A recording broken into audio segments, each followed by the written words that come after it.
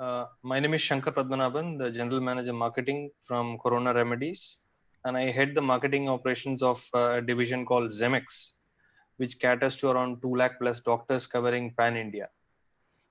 First of all, we would like to acknowledge and also we salute to this noble profession, healthcare practitioners, for your valuable service to this mankind in this testing times, especially in this COVID epidemic.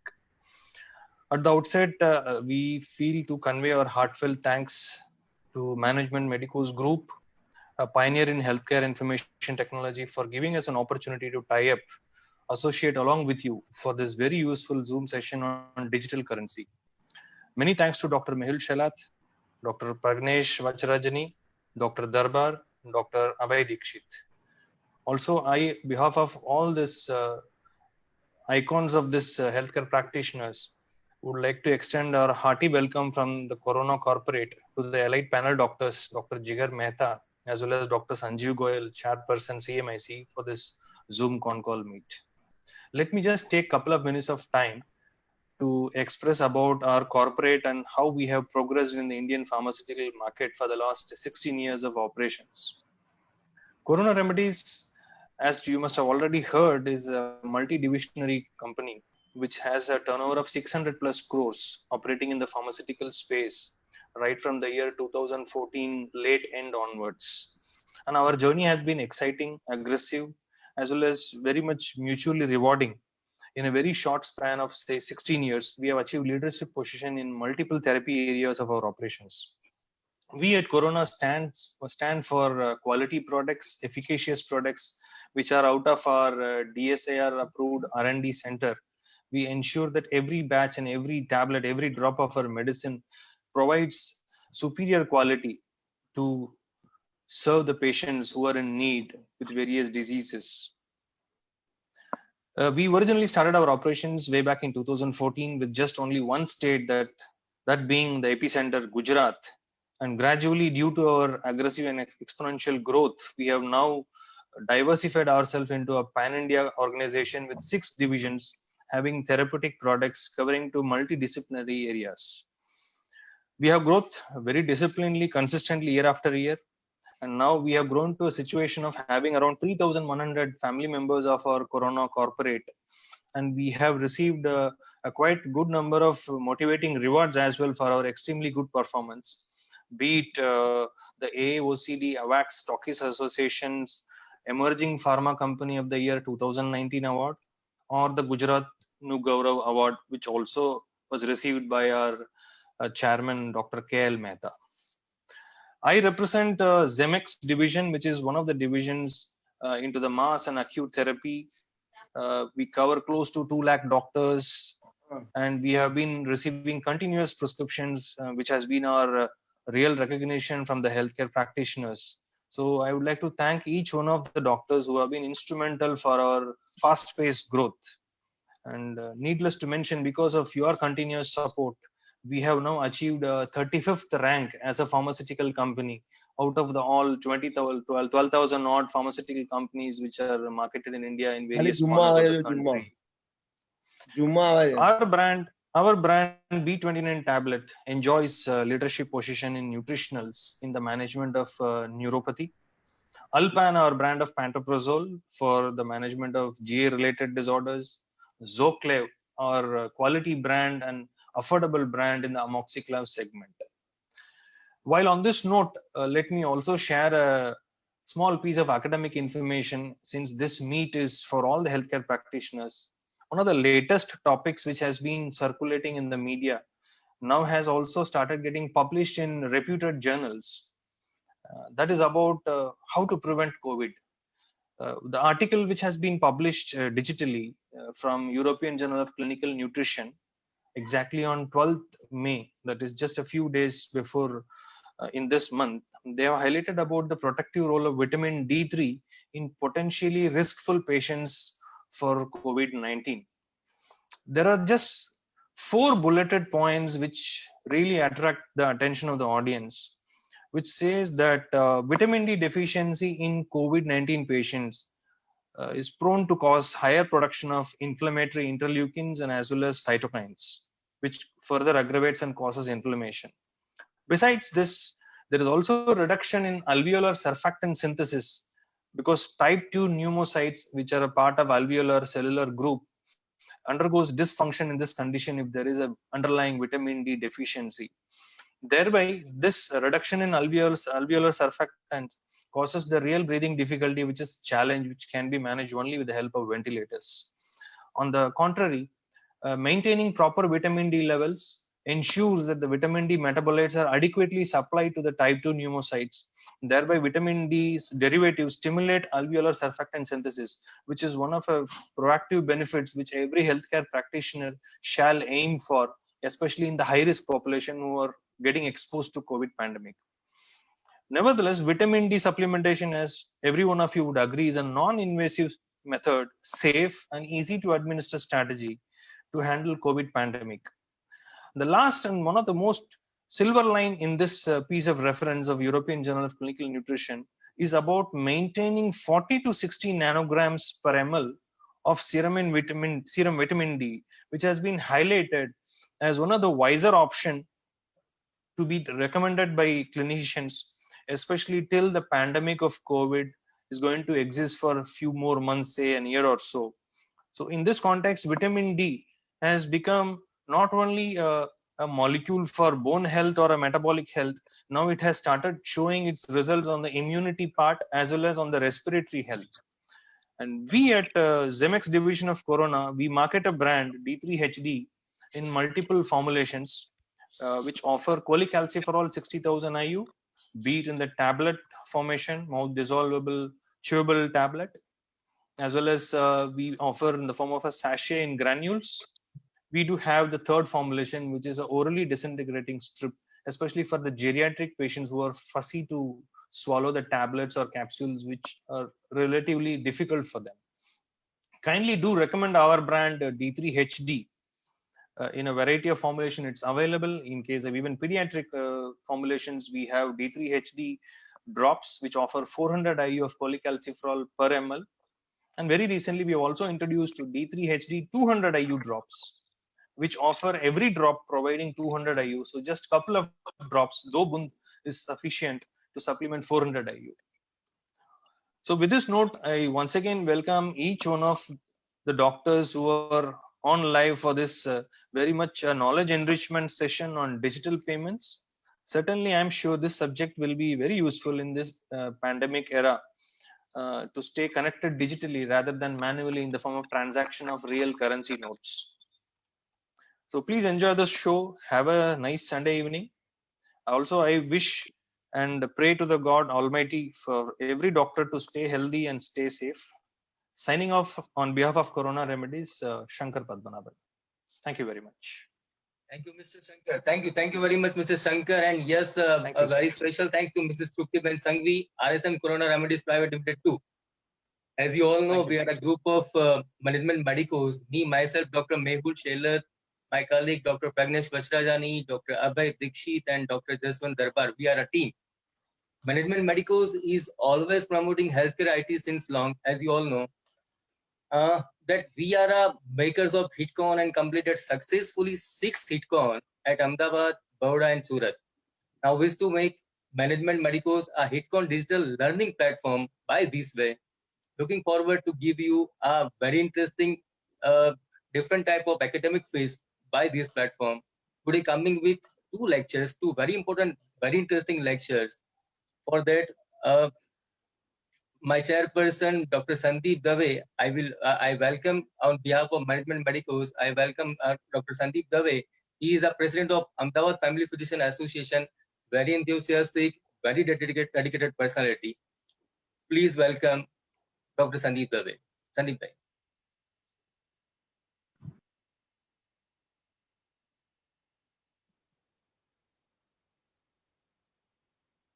Sandeep Bhai, તમારો audio બંધ છે. ચાલુ થયો? Yes. ચાલુ.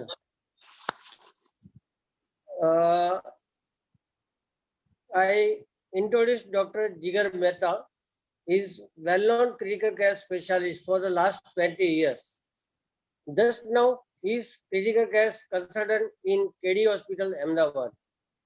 He is pioneer in the field of this at Gujarat State.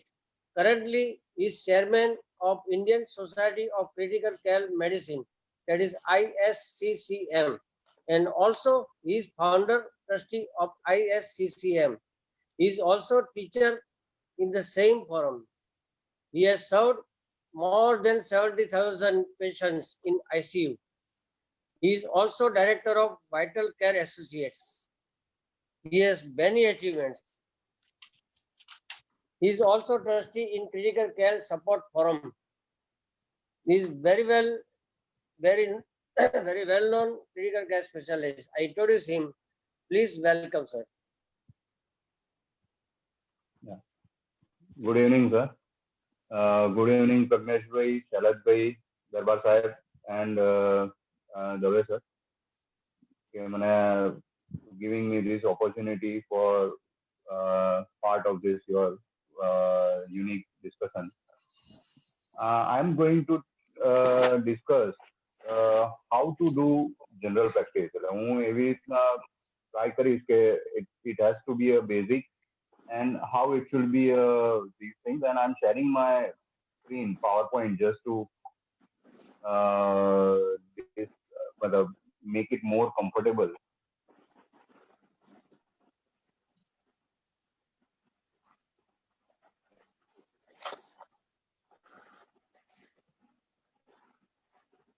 I think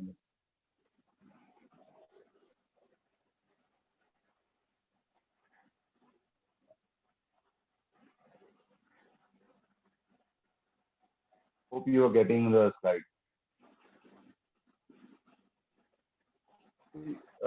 Right now, we all are facing a war with an invisible entity. I think everybody knows that we don't know.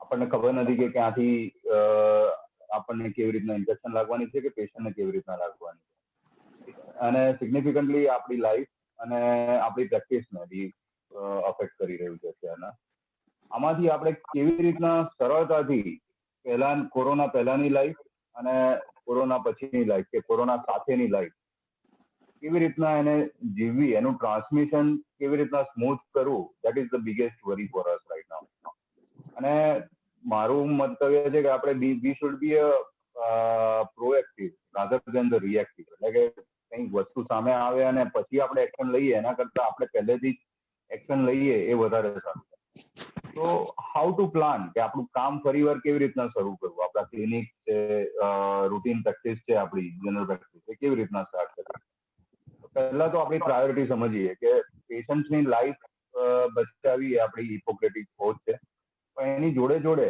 આપણી પોતાની જાતને તથા આપણી જોડેના કામ કરતા કમ્પાઉન્ડર્સ છે કે આપણે સ્ટાફ છે એમની બી પ્રોટેક્ટ કેવી રીતના કરવા that is also our priority તો કેવી રીતના આ બધું આપણે સેટલ કરવું that we are going to discuss obviously knowledge is the power આપણા બધાની જે કોમ્યુનિટી છે that is our strength and most important thing is a positive attitude that is the most important thing જો ફોબિયામાં કે panic રહ્યા તો વધારે પ્રોબ્લેમ થઈ શકે છે એવું મને લાગે છે તો just we start with the knowledge I think everybody knows that કે કોરોના વાયરસની ટ્રાન્સમિશન ઇન્ફેક્ટેડ ડ્રોપલેટથી થાય છે અને આ ડ્રોપલેટ યુઝ્યુઅલી 5 માઇક્રોનથી વધારે હોય છે અને they cannot travel for greater than the 1 meter અને some parts એટલે maybe I think 5 or 10% એરોઝોલ generate કરે છે જો પેશન્ટ વધારે ઇન્ફેક્ટેડ હોય અને જોરથી ખાંસી કફિંગ કરતું હોય અથવા તો એરોઝોલ જનરેટિંગ પ્રોસિજર થતી હોય જેવી કે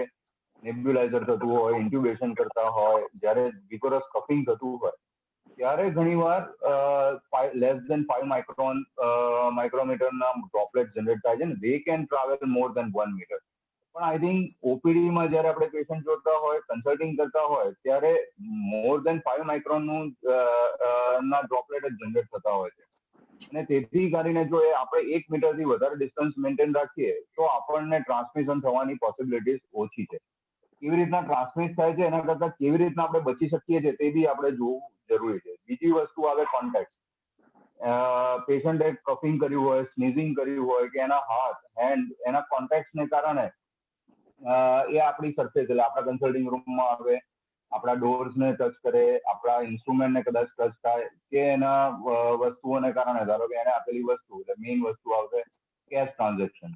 તો એ બધામાં કદાચ આ કોરોના વાયરસ સેડેટ થયેલો હોય અને એનાથી આપણને ટ્રાન્સમિશન થઈ શકે છે સરફેસમાંથી. આ વસ્તુઓ સમજવી જરૂરી છે. સર્વાઇવેબિલિટી આ બહુ ડિબેટેબલ વસ્તુ છે અત્યારે, કારણ કે દરેક જગ્યાએથી જુદા જુદા ટ્રાયલ્સ આવે છે, જુદી જુદી ઇન્ફોર્મેશન આવે છે. કોઈક જગ્યાએથી એમ કહેવામાં આવે છે કે ઘણી મતલબ મોર દેન 8 or 10 days સુધી બી રહી શકે છે. So we just right now put it non-conclusive because it is not clear, but surface પર એ survive થાય છે અને that we have to understand. Now બીજી વસ્તુ કે અત્યારના જે આપણે ઓલ ઓવર વર્લ્ડમાં આપણે જે 3 મહિના દરમિયાન જોયું કે critical patients are usually less than 5%. Severe patient એટલે કે જેને ન્યુમોનિયા થયા છે એવા યુઝ્યુઅલી 14% લોકોને થાય છે, અને બાકીના 82% એમને કદાચ કોઈ સાઇન સિમ્ટમ્સ આવતા નથી અથવા તો ખાલી ફીવર કે સોર થ્રોટ થઈ અને જે રિકવર થઈ જાય છે. એટલે મોટા ભાગના લોકોને, એટલે આમ જોઈએ તો 95% ની લાઈફ થ્રેટનિંગ નથી. એ બી આપણે એક સમજવાની વસ્તુ છે. હવે આમાં કેવી રીતના આપણે ડિફાઇન કરીએ કે સિવિયર સિમ્ટમ્સ, કે જેને severe pneumonia, high grade fever રહેતો હોય, જોડે ન્યુમોનિયા બી ડેવલપ થયેલો હોય. હવે પ્રાઇમરી એટલે સામાન્ય સિમ્ટમ્સમાં ગણીએ તો ફીવર, રનિંગ નોઝ, બોડી એક, ફટીગ, ડ્રાય કફ, આ સામાન્ય સિમ્ટમ્સ છે. અને symptom transmission of this virus can અકર from person because of the સ્નીઝિંગ and coughing. એટલે ખાંસી કે ઉધરસ થાય તો એનાથી ટ્રાન્સમિટ થાય છે. That everybody knows. Now we just go the statistic કે કોરોનાના 1% થી 2.5% ને કોરોના વાયરસ થઈ શકે છે જો ડિસ્ટન્સિંગ ના મેન્ટેન કરવામાં આવે તો. હવે આમાં social exposure, why we have done the social distancing, why we should manage. તમે જો એને 75% એટલે 100% તો આપણે મેનેજ કરી શકવાના નથી, પણ જો 75% આપણે સોશિયલ એક્સપોઝર રિડ્યુસ કરીએ તો 1% ખાલી 0.625% ને જ ઇન્ફેક્ટ કરી શકે. એટલે સમય જતા એનાથી ક્યુમ્યુલેટિવ ઇફેક્ટ થવાના પર્સન્ટેજ ઓછા થતા જાય. જેમ કે જો સોશિયલ ડિસ્ટન્સિંગ આપણે ખાલી 50% જ રિડ્યુસ કરીએ તો 1.25 people ઇન્ફેક્ટ થાય 5 દિવસે, અને એ ultimately it becomes the 15 people after the end of the 30 days. અને જો સોશિયલ ડિસ્ટન્સિંગ ના મેનેજ કરીએ તો 5 દિવસે 2.5 people, અને at the end of the 1 month એક જ પર્સનમાંથી 406 પીપલ્સને ઇફેક્ટ થઈ શકે છે. that is the most important thing. એટલે આમાંથી આપણે એ જોવાનું છે. Don't worry about the number, but I think આપણે એ જોવાનું છે કે જો હું સોશિયલ ડિસ્ટન્સ મેન્ટેન કરીશ મારી ક્લિનિકમાં તો મને જ લાગવાની શક્યતા ઘણી ઓછી થઈ જાય છે. 406 ની સામે કદાચ 1 કે 2 ની થઈ જાય છે. Modes of transmission I will not go in detail. I think sneezing, coughing, touching the surface, એવી બધી જ રીતે આ કોરોના ટ્રાન્સમિશન થાય છે. હવે આપણો રોલ શું છે અત્યારના ક્લિનિકમાં, કે what we are going to do અને how we are going to do. અત્યારના જે રૂટીન આપણું વસ્તુ કરીએ છીએ તો કે ઓપીડી કન્સલ્ટેશન, કે જે દરમિયાન આપણે દર્દીઓના સંપર્કમાં આવતા હોઈએ છીએ, એનું એક્ઝામિનેશન કરવાનું હોય, એના વાઇટલ્સ ચેક કરવાનું હોય છે. બીજું આવે કે એની હિસ્ટ્રી લઈએ અને એનો લાઈક રેસ્પિરેટરી ઇન્વોલ્વમેન્ટ છે કે બીજા કોઈ ને કારણે તાવ આવે છે એ જોવાનું હોય છે. કદાચ વેક્સિનેશન આપણે કરવાનું હોય, કોઈ ઇન્જેક્શન આપવું પડે, પેશન્ટ કદાચ ઘણીવાર સામાન્ય વૂન્ડ લઈને આવે તો કદાચ સ્ટીચ લેવાના થાય કે સુચર રિમૂવલ કરવાનું આવે. આઈ થિંક આ મોસ્ટ ઓફ ધ ટાઈમ આ વસ્તુ આપણે એઝ અ જનરલ પ્રેક્ટિશનર કરવાની આવે છે. તો હવે આમાં આપણે કેવી રીતના આપણી જાતને પ્રોટેક્ટ કરવું અને કેવી રીતના આપણે એને શરૂ કરવું. સૌથી પહેલા તો જણાવીશ કે આપણે જો આમાં ડરીને બેસી રહીશું તો વધારે તકલીફ છે. જેમ આપણે શરૂઆતમાં વાત કરી એમ નોલેજ સાથે એનો જો સામનો કરીશું તો આપણે એને ઘણું સરસ રીતે અને સરળતાથી હેન્ડલ કરી શકીએ છીએ. હવે જે સારી વસ્તુ છે કે કોરોનાનું જો સાયન્ટિફિક રીતે વાત કરીએ તો corona itself is a protein covered by the lipid layer. આ લિપિડ લેયર છે એ સરળતાથી ટોપ દ્વારા ડિસઇન્ટિગ્રેટ થઈ જાય છે. એટલે જે અંદરથી એનું જે બાહ્ય આવરણ હોય, જે આ રેડ સ્પોટ દેખાય છે, બાહ્ય આવરણ જ્યારે સાદા સોપ આપણા સાબુ ના કોન્ટેક્ટમાં આવે તો એ લિપિડ ડિઝોલ્વ થઈ જાય છે ને એના અંદર રહેલા પ્રોટીન્સ કે જે વાયરસ છે, જે જેનેટિક મટીરિયલ્સ છે, એ વાયરસ છૂટા પડી જાય છે કે જેને પ્રોટેક્શન મળતું અટકી જાય છે અને એ પાણી સાથે વોશ આઉટ થઈ જાય છે. એટલે if we use simple hand wash with the soap will be the most effective. એટલે વાયરસ એટલો નોટોરિયસ નથી કે એને મારી ના શકાય, બહુ સરળતાથી મરી શકે એવો વાયરસ છે. હા, કોન્ટેજિયસ, એની ઇન્ફેક્ટિવિટી વધારે છે. સાથે જો આપણે બધી પ્રિકોશન્સ લઈએ તો એને આપણે સરળતાથી રિમૂવ બી કરી શકીએ છીએ. એ મોસ્ટ ઇમ્પોર્ટન્ટ થિંગ છે. હવે કેવી રીતના આપણે સ્ટાર્ટ કરવું જોઈએ? આઈ થિંક ઓપીડી પ્રોટોકોલ કરતા પહેલા we just do how we should start with the protection. તો મારું સજેશન એવું છે કે જો તમે કન્સલ્ટેશન આપણે ડિજિટલ પ્લેટફોર્મ એટલે હિટકોન ના પ્લેટફોર્મ પર જ ડિસ્કશન કરી રહ્યા છે, તો ઓબ્વિયસલી એ લોકો તો ઘણા મતલબ 6 yearsથી આપણને ટેલિમેડિસિન, વિડીયો કન્સલ્ટેશન નું નોલેજ આપણને મળતું જ રહ્યું છે અને એની ઉપયોગિતા 100 વર્ષ પહેલેથી એનું ડિસ્કશન ચાલી રહ્યું છે. પણ હવે એની જરૂર, ધ મોસ્ટ ઇમ્પોર્ટન્ટ નેસેસિટી અત્યારના એની પ્રૂવ થાય છે. એટલે બને ત્યાં સુધી જો આપણે ટેલિમેડિસિન, એટલે અત્યારના તો ઘણા બધા પ્લેટફોર્મ છે, I think WhatsApp video call છે કે પછી જીઓ છે, ગમે તેમાં તમે કન્સલ્ટેશન કરી શકો છો. આ કર્યા પછી અને એ એડવાઇસ જો અપૂરતી લાગે કે એનાથી આપણે એને સક્સેસ નથી કરી શકતા અને એમાં ફાઇનાન્શિયલ ગેઇન એટલે કન્સલ્ટેશનનું ડિજિટલ મની ટ્રાન્સફર કેવી રીતના કરવું એ આઈ થિંક મારા પછીના લેક્ચર્સમાં આપણે ડિસ્કસ કરવાના જ છે. એટલે જો વિડીયો કન્સલ્ટિંગથી તમારું કામ થઈ જતું હોય તો first preference should be always video consultation. Second, જો આપણે ક્લિનિકલી એક્ઝામિન કરવાનું જરૂરી જ પડે છે કે પછી વેક્સિનેશન કરવાની જરૂર પડે છે કે સુચર રિમૂવ કરવાના છે કે સ્ટીચ લેવાના છે, તો આપણે હોસ્પિટલ જવું જ જોઈએ અને કેવી રીતના આપણે એને હેન્ડલ કરવાનું તે જોઈએ. જો આપણે if I am starting from home to hospital તો મારે સિમ્પલ ડ્રેસ પહેરીને જ હોસ્પિટલ જવું જોઈએ કે ક્લિનિક પર જવું જોઈએ.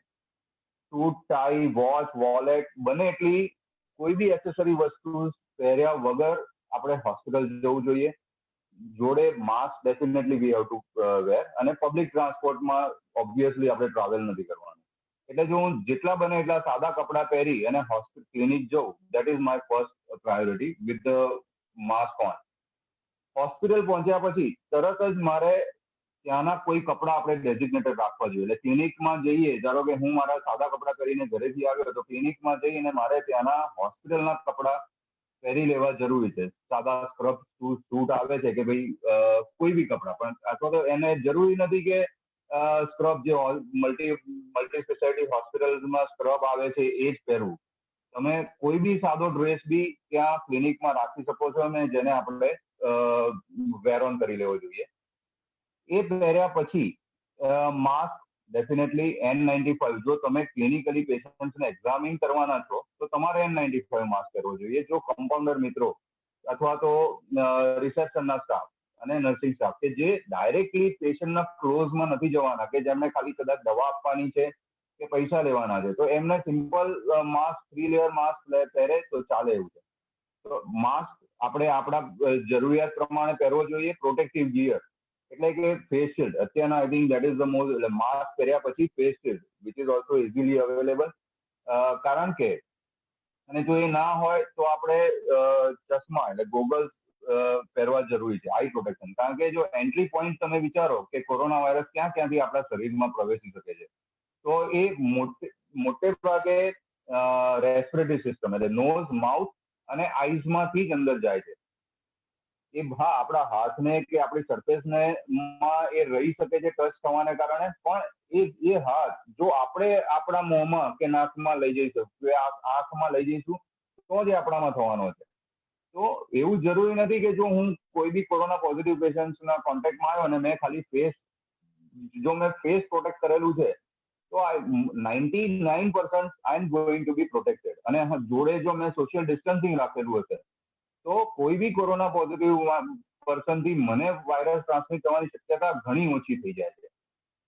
હા, એ દર્દી જ્યાં ટચ કર્યું હોય, જે સરફેસમાં ટચ કર્યું હોય કે સ્નીઝિંગને ટચ કર્યું હોય, ત્યાં આગળ આપણો હાથ પડે તો આપણને તકલીફ થઈ શકે છે. તો આનાથી કેવી રીતના આપણે બચવું જોઈએ? એટલે સૌથી પહેલા તો જો પેશન્ટ બહારથી આવે છે, જેવું આપણી ક્લિનિકમાં એન્ટર થાય છે ત્યાં જ એને પહેલા મેક શ્યોર કરો કે એને એના હાથ પેલા સેનિટાઈઝરથી ક્લીન કરેલા છે કે નહીં. એટલે ત્યાં જ તમારે એને કમ્પલ્સન કરવાનું કે સેનિટાઈઝરથી ક્લીન કરે અને પોતાનો માસ્ક પહેરી અને તમારા ક્લિનિકમાં એન્ટર થાય. એ જેવો એન્ટર થાય ત્યારે એના દ્વારા જે વસ્તુઓને એટલે બને એટલું કોઈ બી તમારા કોઈ સરફેસને ટચ ના થાય એવી રીતના તમારા ક્લિનિકની ગોઠવણ હોવી જોઈએ.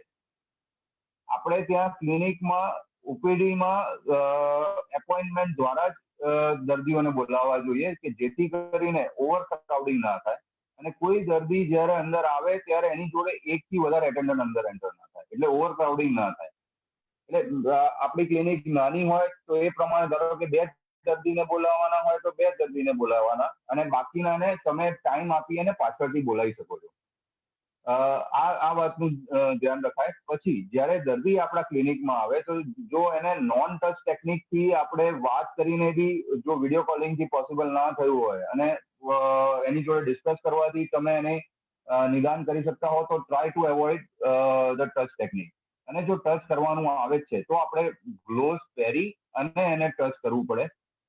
અને બને ત્યાં સુધી એક્ઝામિનેશન પાર્ટ જુદો રાખવો જોઈએ. ધારો કે હું અહીંયા ટેબલ પર બેઠો છું અને ત્યાં જ બેસી અને કોઈ દર્દીને તપાસું એના કરતા સાઈડમાં જો મારી પાસે બીજું એક ટેબલ હોય અને ત્યાં જો એક્ઝામિનેશનનો પોઈન્ટ રાખું, કારણ કે આવું કરવાથી આપણે દર્દીની જોડેનો કોન્ટેક્ટ પીરિયડ ઓછો કરી શકીએ છીએ.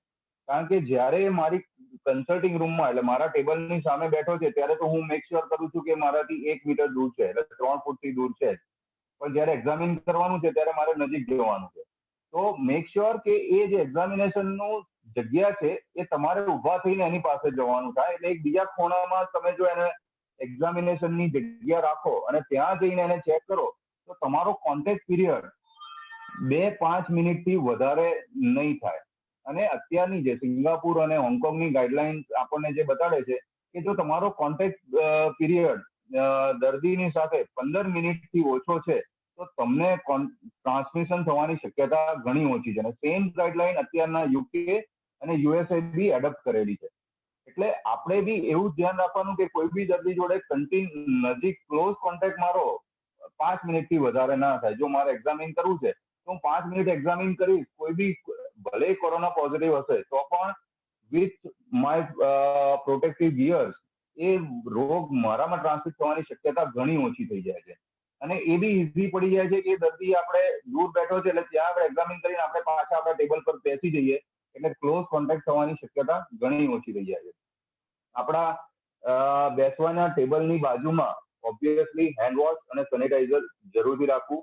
જેવું કોઈ બી પર્સનને આપણે એક્ઝામિન કરીએ તરત જ સેનિટાઈઝર દ્વારા હેન્ડ વોશ કરવો સૌથી જરૂરી છે.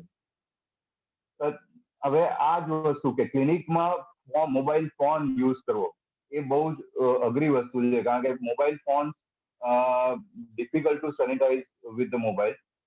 એટલે એને ક્યાંક તો કવર કરીને રાખવું જોઈએ આપણે કે જેથી ડાયરેક્ટ અંદર ટચ ના થાય અને જ્યારે આપણે ઘરે જઈએ ત્યારે અંદરથી એ જે કવરમાંથી આપણે કાઢી લઈએ અને એ જે બહારનું એક્સટર્નલ કવર છે એક્સટર્નલ કવરને તમે વોશ કરી શકો છો સોપ એન્ડ વોટરમાં. પછી આવશે લિવિંગ ધ હોસ્પિટલ. હું જ્યારે હોસ્પિટલ છોડું છું ત્યારે શું કરવાનું? તો મેં જે હોસ્પિટલના કપડાં પહેરેલા છે, જે ક્લિનિકના કપડાં પહેરેલા છે એ ક્લિનિકના કપડાં કાઢી અને મારા ડ્રેસ પહેરવાનો થાય. પણ એની જોડે જો હું ત્યાં વોશ એટલે બાથ લઈ શકું છું તો સૌથી સારું છે. જો નથી લઈ શકતો તો મેં જે ડ્રેસ પહેરેલો છે એ ડ્રેસને કાઢી અને જાતે જ ગ્લોવ્સ એની એક્સટર્નલ સરફેસને ટચ થયા વગર આપણે જો ડોલમાં મૂકી દઈએ અને એને વોશ અને આયર્ન માટે મોકલી દેવું જોઈએ. એટલે એને કપડાને ધોઈ નાખવા જોઈએ અને આયર્ન કરી દેવું જોઈએ. જો ક્લિનિકમાં એવું બને કે એને બીજા કોઈ પ્લાસ્ટિક બેગમાં ભરીને આપણે ઘરે લઈ જઈએ અને ઘરે લઈ જઈ અને ગ્લોવ્સથી એને બહાર કાઢી અને ડોલમાં બોળી દઈએ તો બી ચાલે. એટલે જો આપણી ક્લિનિકમાં ફેસિલિટી ના હોય કોઈ કપડાં ધોવાની તો એક ઘરે લઈ જઈ એક પ્લાસ્ટિક બેગમાં ઘરે લઈ જઈ અને ત્યાં આગળ જઈને એને વોશ કરવા માટે મૂકી દેવું જોઈએ. ઘરે પાછો પહોંચું ત્યારે મારે તરત જ હેન્ડ વોશ કરી લેવું જોઈએ. ઘરે જઈ અને કોઈ બી ફેમિલી મેમ્બર્સને ટચ કરતા પહેલા તરત જ બાથરૂમમાં જઈ અને બાથ લઈ લેવો જોઈએ અને એના પછી સેનેટાઈઝર થી હેન્ડ વોશ કરી દેવા જોઈએ. મારા કી મોબાઈલ બને તો એને બી સેનેટાઈઝ કરવા જોઈએ. આપણા જે વેહિકલ્સ છે કે મોબાઈલ છે એ બધાને સેનેટાઈઝ કરવા જોઈએ. So this is the routine lifestyle. I think હું જયારે ડિસ્કસ કરવા માટે વિચારતો હતો ત્યારે we are going back to the situation કદાચ એન્ટીબાયોટિક પહેલાના સિચ્યુએશન. કારણ કે એપ્રોનની શોધ ક્યારે થઈ કે એપ્રોન શું કરવા યુઝ કરવામાં આવ્યો? Initiating purpose was not to identify કે એપ્રોન પહેરેલો માણસ એ ડોક્ટર છે એટલા માટે. જે હમણાં છેલ્લા 15-20 વર્ષથી લોકોને એવું થાય કે એપ્રોન કારણ કે પેલા માસ્ટર એમ કહેતા હોય કે તમે એપ્રોન કેમ નથી પહેર્યો, ખબર કેવી રીતના પડશે કે તું ડોક્ટર છે કે. So purpose was not that thing, but purpose કે આપણે જે બહારની external surface છે, we are entering in the zone where the multiple infections can occur. તો આ એપ્રન પહેરેલો હોય તો આપણા કપડા પર એને સરફેસ પર એ લાગે નહીં અને જેના કારણે આપણને ઇન્ફેક્શન થવાની શક્યતા ઘણી ઓછી થઈ જાય છે. So we are going back to the era where antibiotic, એ વખતે ફિયર એવો હતો કે આપણી પાસે એન્ટીબાયોટિક હતી નહીં. પછીનો આ છેલ્લો આઈ થિંક 25-30 વર્ષનો પીરિયડ એવો આવ્યો કે બધી એન્ટીબાયોટિક આવી ગઈ, બધાનો ઇલાજ આપણી પાસે આવી ગયો, એટલે વી નેવર થોટ ઓફ સચ થિંગ્સ. એટલે મેડિકલ પ્રેક્ટિસને કેઝ્યુઅલી લેવામાં આવી અને પછી પાછું આઈ થિંક ફરીવાર હવે એવી સિચ્યુએશન આવી છે કે જેનો ઇલાજ નથી અને જે કોમ્યુનિકેબલ ડિસીઝ છે. એટલે વી are going back again to the situation કે તમારે પ્રોટેક્ટિવ વેર પહેરવું જોઈએ. You are in a special profession and we can, જો પહેલે જયારે એન્ટીબાયોટિક નથી ત્યારથી એમાંથી નીકળી શક્યા, તો હવે તો આપણી પાસે ઘણા બધા સાધનો છે. તો આપણે જો થોડાક મોડિફિકેશન આપણી લાઈફસ્ટાઈલમાં કરીએ તો આપણે આરામથી એમાંથી બહાર નીકળી શકીએ છીએ. This are the things which we should use more frequently, right? એટલે do's for the medical practitioners જોઈએ તો protect your face appropriately. કારણ કે વાયરસની entry point is through the face. Eyes, face, mouth and nose, that is we need to the protect. અને જો એ protect કરીશું તો આપણને થવાની શક્યતા ઘણી ઓછી થઈ જાય છે. Do not allow aerosol and droplet to go to the respiratory system. Same purpose. એટલા માટે ફેસ માસ્ક અને એની જોડે જો ફેસ શિલ્ડ પહેરેલો હશે તો એ રેસ્પિરેટરી સિસ્ટમ આપણને અંદર થવાની નથી. Hand hygiene the most important thing. બીજો કયો રૂટ? તો કે વાયરસ કદાચ પેલો જે ઇન્ફેક્ટેડ પર્સન છે એ ક્યાંક સરફેસ પર છોડીને ગયો છે, ત્યાં આગળ આપણો હાથ ટચ થાય તો એ ટચને કારણે એ આપણા હાથ પર જાય ને પછી એ હાથ આપણે જો ધોયા કરે એટલે વોશ કર્યા વગર આપણી આંખો, નોઝ કે માઉથમાં લગાડીએ તો એ આપણામાં ઇન્ફેક્શન થઈ શકે છે. અને the fourth important thing, treat every patient as a possible Covid positive. કારણ કે અત્યારના કોઈ બી પર્સન આને કોવિડ છે કે નથી એવું પર્સનના ફેસ પર જોઈને કે એના કોઈ બી લક્ષણો જોઈને આપણે સ્ટ્રોંગલી કહી શકવાના નથી કે એને કોવિડ નથી કે કોવિડ છે. એટલે આપણે દરેક દર્દીને, દરેક પર્સનને કોવિડ પોઝિટિવ છે એવું કન્સિડર કરીને જ હેન્ડલ કરવાનું અને એ પ્રમાણે જ દરેક દર્દીને હેન્ડલ કરવાનું. એવું નહીં કે જો કોઈને તાવ આવ્યો છે તો જ હું એને આવી રીતના કરું, પણ કોઈ માથું દુખાઈને લઈને આવ્યો કે વોમિટિંગની કમ્પ્લેન સાથે આવ્યો છે કે બીજા કોઈ કમ્પ્લેન સાથે આવ્યો છે તો એને હું ક્લોઝલી એક્ઝામિન કરું ને એ વખતે એની જોડે વાત કરતી વખતે હું મારું સેલ્ફ પ્રોટેક્શન કે ફેસ પ્રોટેક્શનનું ધ્યાન ના રાખું તો એ ભૂલ થાય છે આપણાથી. એટલે એવું કરવું ના જોઈએ આપણે.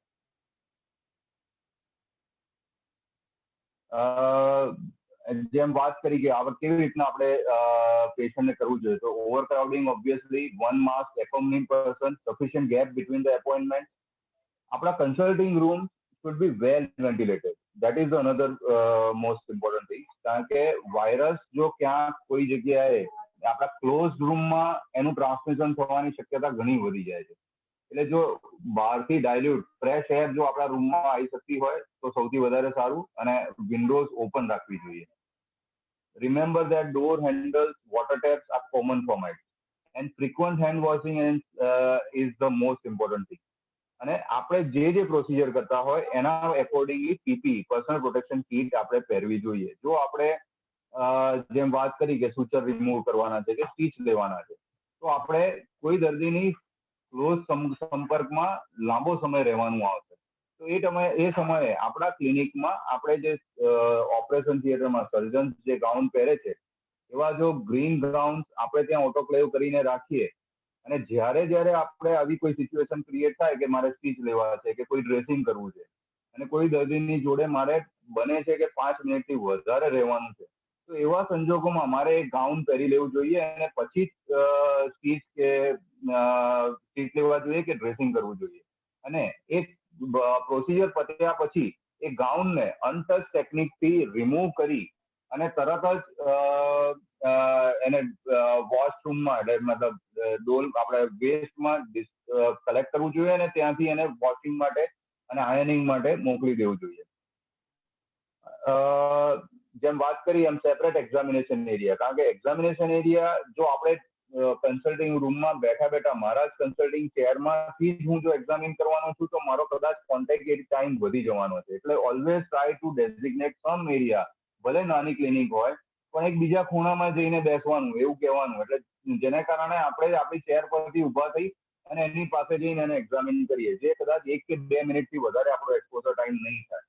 અને એને કારણે જો least the exposure time, least the possibility of the transmission. Guidelines પ્રમાણે તો 15 મિનિટથી વધારે હોય તો જ તમારે ઇન્ફેક્શન થવાની શક્યતા છે. જો હવે આપણે એ જો ટાઈમને 2 કે 3 મિનિટનો ઓછો કરી દઈએ છીએ તો આપણને થવાની શક્યતા ઘણી ઓછી થઈ જાય છે. અને જો આટલું ધ્યાન રાખીએ તો કદાચ આપણી ઓપીડી જે રૂટીન પ્રેક્ટિસ છે એમાં કદાચ બહુ વાંધો ના આવે. બીજી વસ્તુ આપણે ધ્યાન રાખવાની છે, alert about the fake news, અનનેસેસરી forward obviously definitely નથી કરવાના. તો નોલેજ પછી આપણે એ નક્કી કરવાનું છે કે who do I want to be during COVID-19, whether it is in the fear zone, learning zone કે growth zone. So with the positive attitude we can always try to go into the learning zone and growth zone. Fear zone is going to be difficult because virus ની 2 મહિના પછી કે 3 મહિના પછી જતો રહેવાનો છે એવું છે નહીં. It is going to be live with us અને આપણે બી એની જોડે લીવ કરવાનું છે. તો કેવી રીતના એની જોડે આપણી પ્રેક્ટિસને મોડિફાઈ કરીએ અને આપણી જાતને બી બચાવીએ અને સોસાયટીની બી આપણે હેલ્પ કરીએ અને આપણું પ્રોફેશનને બી ન્યાય આપીએ, એ આપણે સમજી વિચારી અને આગળ વધવું જોઈએ. I think that's it. સંદીપભાઈ. રમેશભાઈ. આવ્યો વાત? યસ. હા. સે સમથિંગ સંદીપભાઈ. બસ ખરેખર મજા આવી. પ્રાઇમરી નોલેજ અને એક્સટેન્સિવ નોલેજ એટલે કમ્પાઉન્ડરોને પણ કામ લાગે એવું આ નોલેજ કહેવાય. એટલે ખરેખર ખૂબ આનંદ થયો, મજા આવી. Thank you very much for this excellent lecture. Thank you, Dr. Jigar and Dr. Sandeep Bhai. Now I welcome Dr. Dhiren Mehta. He is a definition of honesty and dedication. He is a secretary of Ahmedabad Medical Association and past president of Ahmedabad Family Physician Association. Please welcome Dr. Dhiren Mehta. Dhiren Bhai. Dhiren Bhai, 1 minute ચાલુ કરે એની પહેલા જીગર ભી એક question આવ્યો છે audience માંથી, અમારા family physician માંથી. હા. કે ભાઈ આ પલ્સ ઓક્સિમીટર અને ડિજિટલ બ્લડ પ્રેશર ઇક્વિપમેન્ટ વાપરો એવું અમે બધાને રેકમેન્ડ કરીએ છીએ. તો એને કોઈ સ્પેશિયલી એ પેશન્ટને કોઈને પણ બીપી માપ્યા પછી કે પલ્સ ઓક્સિમીટર યુઝ કર્યા પછી કઈ સ્પેશિયલ પ્રિકોશન્સ વધારાના લેવાના તમે કીધા એના સિવાય? જરૂરથી. I think this is one more point I forgot, or rather I was waiting કે some questions આવે એના માટે. કારણ કે જો પહેલી વસ્તુ કે અત્યારે જે કોવિડમાં આપણે જે ઓબ્ઝર્વ કર્યું છે કે there is a happy hypoxia. એટલે હાઇપોક્સિયા થાય પણ પેશન્ટને તકલીફ ના થાય એવા લક્ષણો બહુ જોવા મળ્યા છે. અને મેઇન કમ્પ્લેન તો એ લોકોની તાવ કદાચ 5 દિવસ પહેલા મટી ગયો છે પણ હવે વીકનેસ રહે છે અને એના કારણે અમારી પાસે આવતા હોય છે. જ્યારે એના પલ્સ ઓક્સિમીટર ચેક કરીએ ત્યારે જ ખબર પડે કે એનું સેચ્યુરેશન 80 આવે છે કે 75 આવે છે. એટલે પહેલી બીજી વસ્તુ કે જે અત્યારના ટાઈમમાં જો આપણા કોઈ ક્લિનિકમાં પલ્સ ઓક્સિમીટર ના હોય તો એને તો વસાવી દેવું જોઈએ. That is the first. બીજી વસ્તુ ડિજિટલ બ્લડ પ્રેશર મોનિટરિંગ, કે આપણે પેશન્ટની નજીક ગયા વગર વાઇટલ ડેટા જો લઈ શકતા હોય તો પલ્સ ઓક્સિમીટર અને ડિજિટલ બ્લડ પ્રેશર હશે તો પેશન્ટને પોતાને જ આપણે કહીએ કે ભાઈ તું તારી જાતે બાંધી દે અને જાતે બ્લડ પ્રેશર માપી લે તો આપણી સામે બ્લડ પ્રેશર બી જોવાઈ જાય અને પલ્સ ઓક્સિમીટરમાં આપણને પલ્સ બી ખ્યાલ આવી જાય અને એનું સેચ્યુરેશન બી આવી જાય. એટલે Okay. વિધાઉટ ટચ ટેકનિક આપણે એના વાઇટલ્સ અને ઘણી ઇન્ફોર્મેશન લઈ શકે છે. હવે વાત આવી કે એને સ્ટરીલાઇઝ કેવી રીતના કરવાનું થાય. Yes, exactly. તો આઈ થિંક પલ્સ ઓક્સિમીટર ને આપણે પેલા સ્ટરીલિયમ સ્પ્રે થી સ્ટરાઇલ કરવું જોઈએ. અને Okay. ડિજિટલ બ્લડ પ્રેશર્સ ની વાત આવે તો એને જો આપણે પ્લાસ્ટિક કવર થી જો કવર કરી રાખીએ તો એ વધારે સારું. અને જો અથવા તો જો એ ના પોસિબલ થતું હોય તો સ્ટરીલિયમ થી દરેક પેશન્ટ ને આપણે જયારે વાપર્યું ત્યારે એના પછી એને સાફ કરવું જોઈએ. એટલા માટે જેવા લાગે એ દર્દીને જ આપણે બ્લડ પ્રેશર અને પલ્સ ઓક્સિમીટર યુઝ કરવું જોઈએ આઈડિયલી. Pulse Perfect. ઓક્સિમીટર તો બરાબર છે. એ તો કદાચ જરૂર તમારે મુજબ જ બધામાં કરવું. Yes. યુઝ કરવું પડે. બ્લડ પ્રેશર માટેનું જે ડિજિટલ ઇન્સ્ટ્રુમેન્ટ છે આઈ થિંક એનું ફ્રીક્વન્સી ઇન્ડિવિજ્યુઅલ પેશન્ટને આઈડેન્ટિફાઈ કરીને કરવું જોઈએ અને યુઝ કર્યા પછી એને પ્રોપરલી સ્ટરીલિયમથી સાફ કરવું જોઈએ.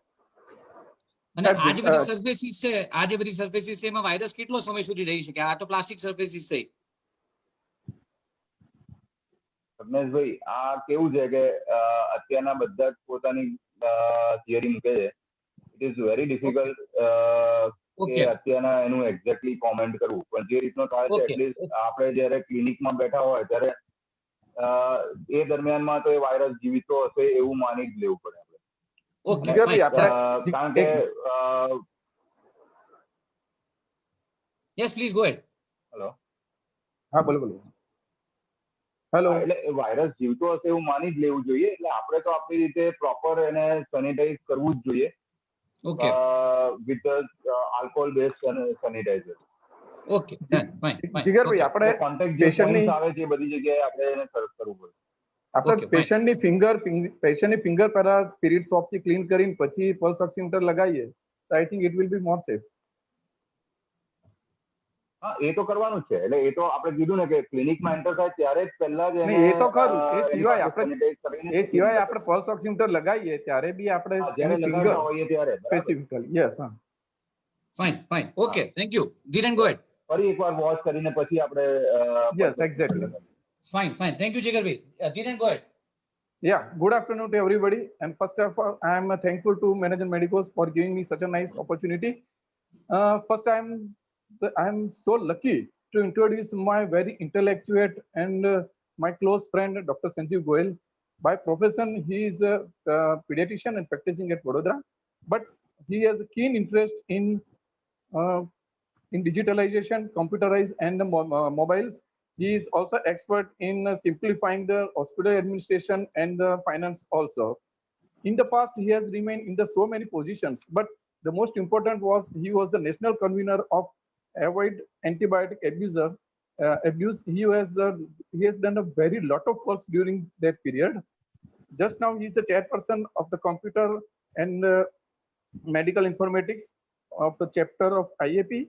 He is advisor of electronic media, Indian Pediatrics, that is the official journal of IAP.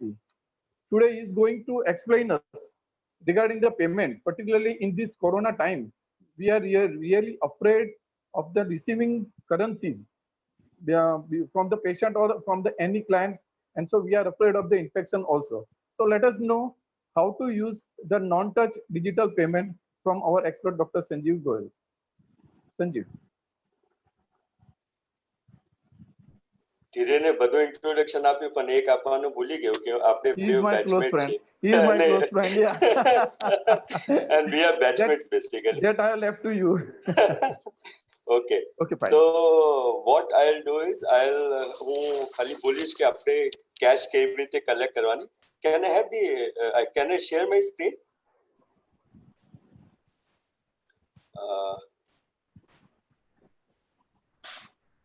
It is shared. Yes, please go ahead. Achha, it is shared already, na? Okay. Yes. Can you see it now? દેખાય છે? Yeah. Yes. Okay. હવે 2016 માં મોદી સાહેબ આવેલા રાત્રે 8 વાગે કહેવા કે હવે તમે બધા કેશલેસ થઈ જાઓ, ડિમોનેટાઇઝેશન ચાલુ કરીએ છીએ. તો આમ તો આપણી આ જર્ની ત્યારથી શરૂ થઈ ગઈ છે. હવે એ વખતે નોન કેશ હતું. હવે we have to add touch free technique also, touch free collection in hospital. It is need of the hour. But ખરેખર પ્રેક્ટિકલ છે આ, એ હું તમને થોડું ગાઈડ કરીશ. જે વાત થઈ હતી on 8th of November 2016 Modiji had come અને એમને કીધું કે હવે તમારે કેશલેસ બધું કરવાનું છે. This was the photo on 8th November 2016 when he had come on screen. તો એ વખતે શું થતું હતું કે આપણા 95% ટ્રાન્ઝેક્શન કેશમાં થતા હતા ડોક્ટરના. હજુ આપણું lots of collection is in cash. અને એના કારણ બધાને ખબર છે કે એમાં ડોક્ટરને ફાયદો છે, પેશન્ટને કન્વિનિયન્ટ હતું, ઇન્કમ એડજસ્ટ થઈ શકતી હતી, ટ્રાન્ઝેક્શન ફી નહોતી લાગતી, એટલે they were the advantages. Of course Modiji stopped everything. 500 રૂપિયાની નોટ બંધ કરી, 1000 રૂપિયાની નોટ બંધ કરી. અને એના પછી શું થયું? એના પછી થયું કે આપણે જે ઈ પેમેન્ટ કરતા હતા 15 દિવસમાં 700 ટાઈમ્સ વધી ગયા. 16 મિલિયન જીઓ સિમ 26 દિવસમાં વેચાઈ ગયા. And we became the fastest growing smart mobile market. And more than 90 crore people are using smartphones. હવે આ બધું you all know કે suddenly 9th November પછી આ ડિજિટલ પેમેન્ટની ડિમાન્ડ એકદમ વધી ગઈ. એક એવો સમય હતો કે there was a waiting list to get all these machines. I think by now we are all aware કેમ કે આપણે પેટ્રોલ પંપ પર, મલ્ટીપ્લેક્સમાં we are all used to making such payments. So હવે તો આપણે આ બધું જોવા મળે છે, પણ પહેલા એટલું નહોતું મળતું. એ વખત તો even there was one village where they had become totally digital village. And I think હવે કંઈક અમદાવાદ મ્યુનિસિપલ કોર્પોરેશન દરરોજ કોઈ ના કોઈ ફતવો બહાર પાડે છે. ધીરેનને વધારે ખબર હશે. હવે એ લોકો વચ્ચે એવું પણ ફતવો હતો કે તમે હવે ડિજિટલ પેમેન્ટ જ અમે એક્સેપ્ટ કરશું. સો આઈ થિંક દરેક માટે હોસ્પિટલની પણ આપણે પૈસા લેવાના કેવી રીતે અને આપવાના કેવી રીતે એ આપણને બધાને ખબર હોવી જોઈએ, ભલે તમે ડોક્ટર હો કે કોઈ પણ વ્યક્તિ હોય. અને હવે તો મોદીજીએ કીધું છે કે ભાઈ તમે જાન બચાવવાની છે પણ પૈસા પણ તમારે કમાવાના છે. બસ એટલે તમે ઓનલાઈન કન્સલ્ટેશન કરો પણ તમે પૈસા પણ લો સાથે. અને આઈસીએમઆર કીધું છે અને MCI has recommended. So Modiji તો આપણો બહુ પોપ્યુલર ફેસ છે. He will suddenly come. And this time he came at 8 PM on 24th March 2020 and he said કે હવે આજે રાત્રે 12 વાગ્યા પછી લોકડાઉન ચાલુ થઈ ગયું છે. ઓકે, તો એનાથી શું બદલાઈ ગઈ છે આપણી જિંદગી? બધાને ખબર છે this time it has affected not only Indians but everyone has been affected. હવે લોકો ડોક્ટર પાસે આવતા ગભરાય છે. જીગરભાઈએ કીધું કે તમારે હવે ટેલી કન્સલ્ટેશન કરવાનું. જીગરભાઈએ સમજાવ્યું કે પેશન્ટ તો ગભરાય છે પણ ડોક્ટર પણ ગભરાય છે કે ડોક્ટર પાસે પેશન્ટ આવે છે. બરાબર, પહેલા ઊંધું હતું કે પેલો ડોક્ટર ખુશ થાય કે બહુ બધા પેશન્ટ આવે. હવે ડોક્ટરને લાગે કે જેટલા ઓછા પેશન્ટ 2 મહિના માટે એટલું સારું. હવે એમસીઆઈ શું કર્યું છે કે they have made online consultation legal અને now even online payments is now legal. Although એના માટે પણ પબ્લિક તો આપણી પાછળ જ પડવાની છે, પણ steel the online payment is free, means it is legal as per the MCI.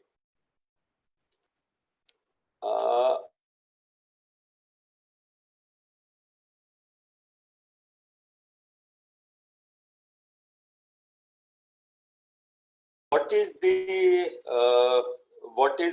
the latest this thing about paper currency? Paper કરન્સીથી વાયરસ ટ્રાન્સમિટ થઈ શકે છે. જીગરભાઈએ કીધું છે કાગળથી થઈ શકે છે. અને even the government has said કે it is one of the most potent route for transmission. અને પૈસા વિના તો આપણે ચાલતું નથી. આપણે પ્રોવિઝન સ્ટોરમાં જઈએ, દૂધ લેવા જઈએ, શાકભાજી લેવા જઈએ, હોસ્પિટલમાં કોઈ આવે તો we have to pay by cash only. Okay, અને જીગરભાઈ ઓલરેડી વાત કરી છે કે આ બધા એઝમ્પશન્સ છે, but we do not know. But here we can see કે પેપર પર 3 hours to 5 days સુધી કોરોના વાયરસ રહી શકે છે. No one is sure, I am also not sure. હવે પબ્લિક શું કરી શકે? We can use various models. આપણે મોબાઈલ બેન્કિંગથી પેમેન્ટ કરી શકીએ, ઇન્ટરનેટ બેન્કિંગથી કરી શકીએ, કાર્ડથી કરી શકીએ. અને we can avoid giving cash. ખાલી હોસ્પિટલમાં આપવા માટે નહીં, પણ ઘણીવાર આપણે બિલ ભરવા જઈએ, લાઈનમાં ઉભા રહીએ, બરાબર, કોર્પોરેશનમાં જઈએ, ચેક ભરવા જઈએ, એટલે all those things we can avoid by digital means. હવે let us understand what is cashless collection. એ ખરેખર પ્રેક્ટિકલ છે ખરું? પહેલા તો 2017 માં તો લોકો બહુ ઓપોઝ કરતા હતા કે આ તો કેવી રીતે બને, it is not possible. But I think now people have started to accept it. આપણે ને નોર્મલી શું થતું હોય છે કે વી ફીલ કે આપણે તો સ્માર્ટ છે બહુ બધા, પણ લોકો કેવી રીતે આ પેમેન્ટ કરશે? ગૂગલ પે છે, ફોન પે છે, પેટીએમ છે, કોઈને કઈ ખબર પડતી નથી અને આપણે લઈને શું કરશું? આપણે 99% લોકોને તો ખબર નથી. પણ I think we should never assess anyone's smartness. We cannot judge anyone. People are smart than what we think. તમે જોઈ શકો છો કે આ ડેબિટ જે શાકભાજી વાળા છે, they are also using debit card, credit card. Okay, Paytm તો હવે it is very easily used by everyone. So if we start using the cashless, so આપણી પાસે there is a huge market, but provided you are ready to accept. એટલે આપણે એને acceptance બહુ જરૂરી છે. જો આપણે હમણાં સુધી જો નહીં કર્યું હોય તો it is a second chance for us to upgrade. એટલે જીગરભાઈએ કીધું કે you learn in fear. પહેલા આપણે કેશના ફિયરમાં રહેતા હતા. Then it is a step to learn. So we have learned to reject cash. And now it is a time for growth. So it is a time to upgrade for us as far as cash is concerned or money is concerned. Are we smart? I think everyone, I think all doctors are smart. And by my definition, you are smart if you have a current account, if you have a smartphone, if you have internet banking, debit card, and most important, willingness to upgrade. જો તમારામાં એવી ઈચ્છા હોય કે તમે upgrade કરવા માંગો છો તો તમે સ્માર્ટ છો. લોકો તો સ્માર્ટ છે, that is assumed, that we have proved, but we have to become smart. And that is why હું આજે આ વાત કરવા અહીંયા આવ્યો છું. તમને યાદ હશે કે જે લોકો કેશલેસ મેડિક્લેમ સ્ટાર્ટિંગમાં જે લોકોએ ચાલુ કર્યું, they minted money. So I think it is opportunity and we have to find opportunity in all this crisis time. અને કેશલેસ ઇકોનોમીથી આઈ થિંક બધાને ફાયદો ખબર છે. It is easy to handle non cash transaction, safety છે, રોબરીનું problem નથી. આજકાલ રોબર્સ પણ એટ હોમ કરે છે, એટલે એ લોકોને પણ જરૂર છે કે they are planning to do lots of robbery.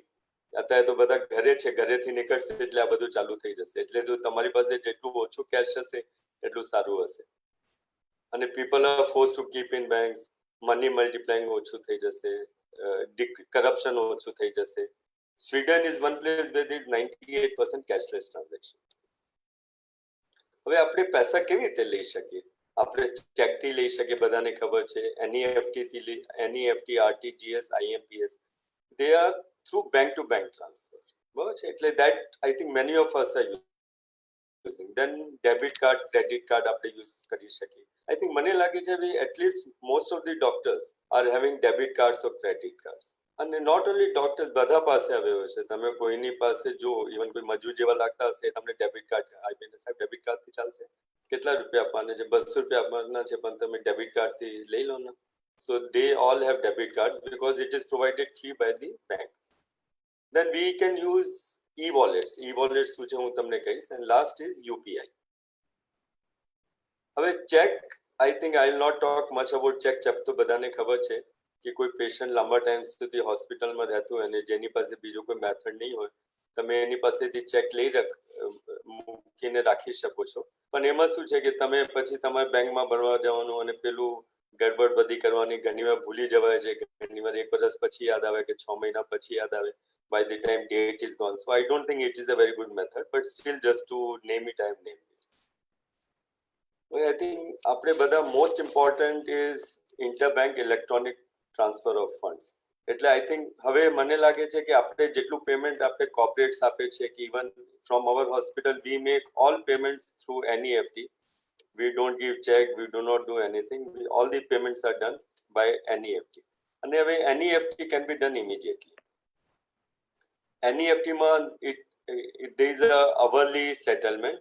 RTGS માં real time settlement હોય છે અને IMPS માં immediate the money is transferred from one bank to another.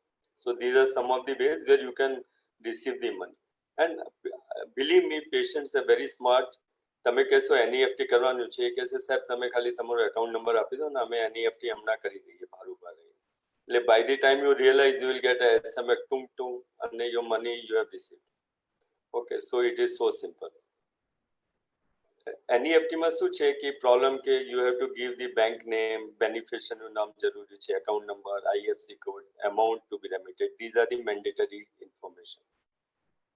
It is the most popular. આપણે જે કઈ મેડિક્લેમ માંથી કોર્પોરેટ માંથી પેમેન્ટ મળે છે that is through this bank to bank. It can be used to receive જે આપણને કહે કે અમે સાહેબ NEFT કરી દઈશું પછી. If you know that person, then you can collect money, but otherwise receiving immediate money may be a little difficult. The most common thing is debit and credit card. એની અંદર થોડું ટચ થાય પણ as જીગરભાઈએ said કે આપણે we have to take all precautions. આપણે જો pulse oximeter use કરવું પડે તો કરવું જ પડે. But minimum chances are there and we can easily sterilize. You can see there are lots of credit cards, debit cards which are available with the public.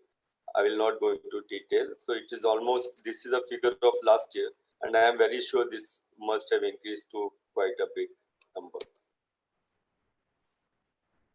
These are the number of POS machine. POS machine is point of sale service. જે આપણે petrol pump પર જઈએ છે, જે આપણને swipe કરવા માટે machine આપે છે, that is known as POS machine. So you can see how many machines are there.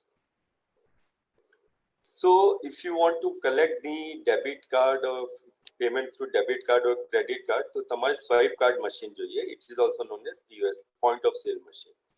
These are all different kinds of sale machines.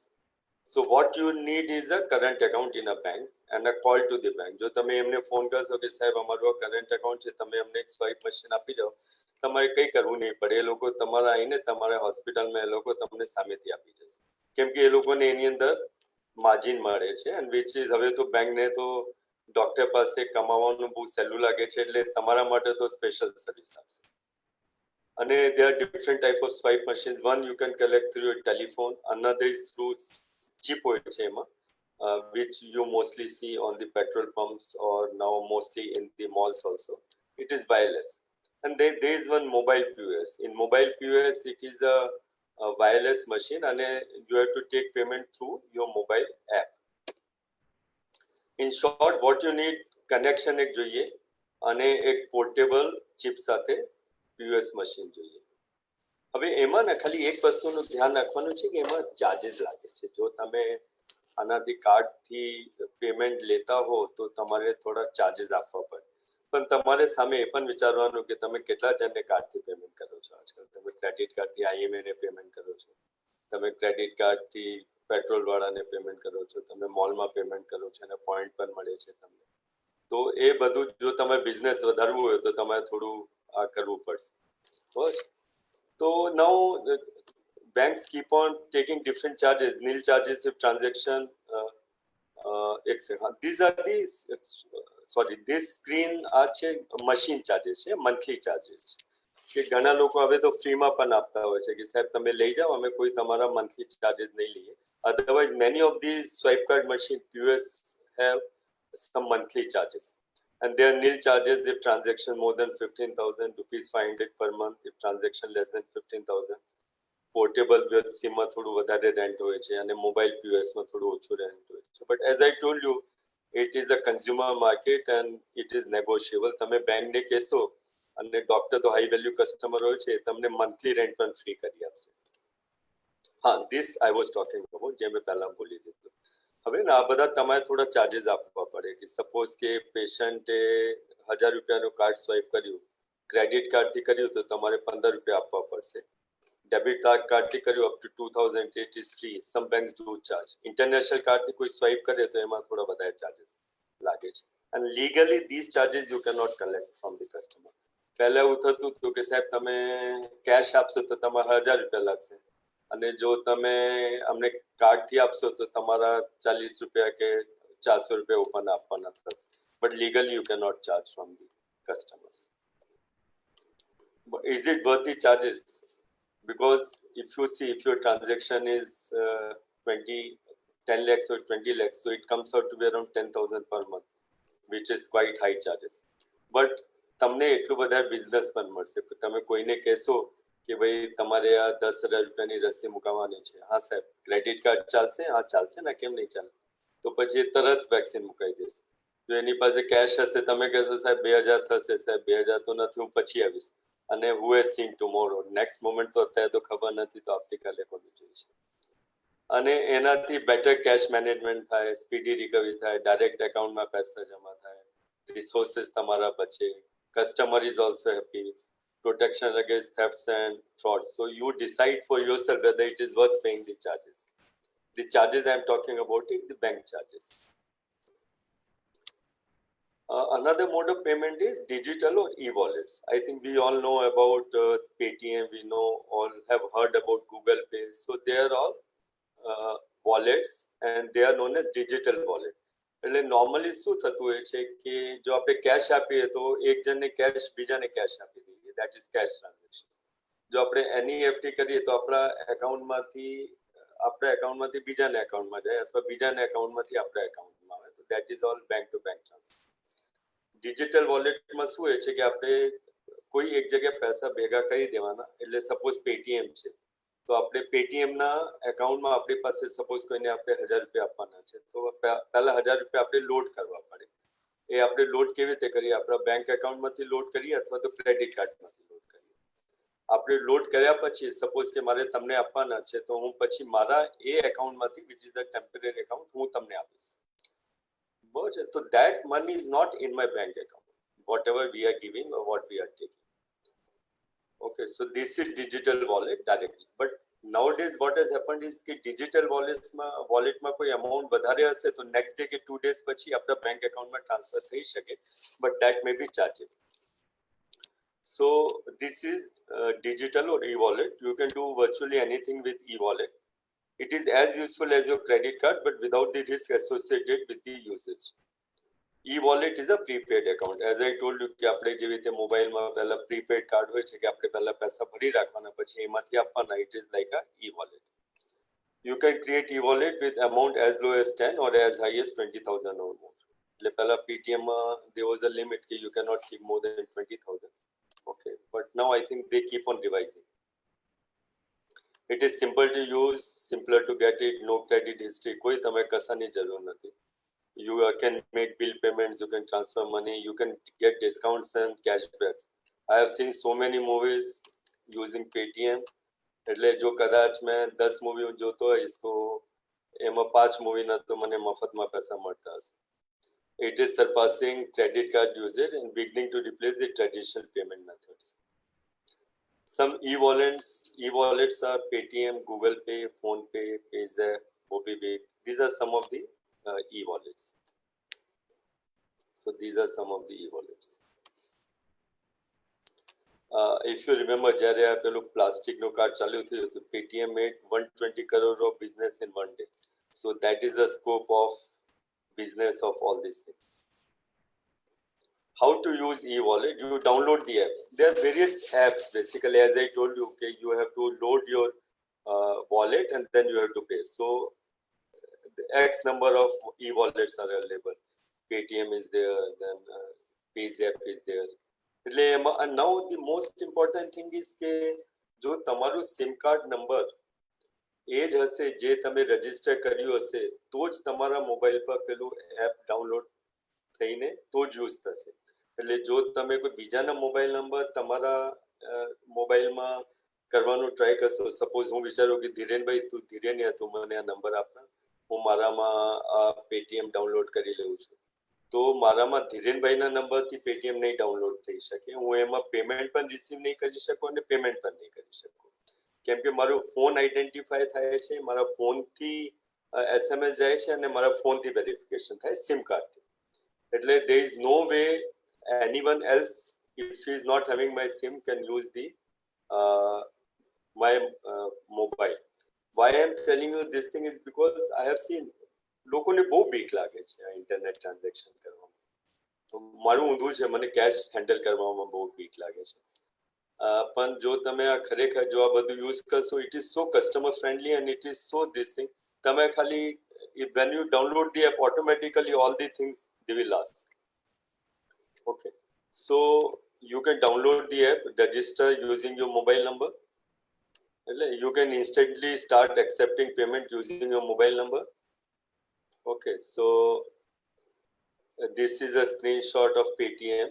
તમારો મોબાઈલ નંબર નાખવાનો, પાસવર્ડ નાખવાનો, તમારું નામ નાખવાનું, હોસ્પિટલનું નામ નાખવાનું, બરાબર છે, અને તમારે એક એવું બારકોડ તમારી પાસે આવી જશે. બરાબર છે. આ તો અહીંયા મેં મોબાઈલ નંબર લખ્યું છે, પણ મારા હોસ્પિટલની અંદર મેં શું કર્યું છે કે આ ખાલી સ્કેન કરીને આ બારકોડ મેં બહાર મૂકી દીધું છે અને મારા સ્ટાફના મોબાઈલ પર સ્ક્રીનશોટ તરીકે આપી દીધું છે. એટલે કોઈને આપવું હોય પેમેન્ટ તો એ મને ખાલી સ્કેન કરીને આપી દેશે. And I think now most of us know કે when we are paying how it is paid. And here you can see it is written Sakshi Children Hospital. એટલે એ ડાયરેક્ટ આ જે પેમેન્ટ છે ડાયરેક્ટ મારા એકાઉન્ટમાં જશે, મારા વોલેટમાં નહીં જાય.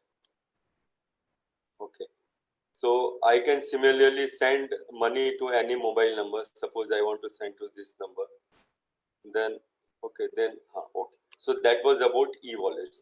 There are number of e-wallets you can download whichever is comfortable to. Okay, and remember one thing, that when you are downloading this e-wallet, then it is linked to your bank already, so you don't have to enter many details. Everything will be automatic. Another way of transfer is unified payment interface, UPI, or it is also the WhatsApp of payments. It is very simple. એટલે e-wallet માં શું થાય છે કે પહેલા તમારા વોલેટમાં પૈસા આવશે, પછી આમ તેમ ટ્રાન્સફર થશે. યુપીઆઈ માં શું થશે કે ડાયરેક્ટ તમારા એકાઉન્ટમાંથી બીજાના એકાઉન્ટમાં અથવા બીજાના એકાઉન્ટમાંથી તમારા એકાઉન્ટમાં પૈસા ટ્રાન્સફર થશે.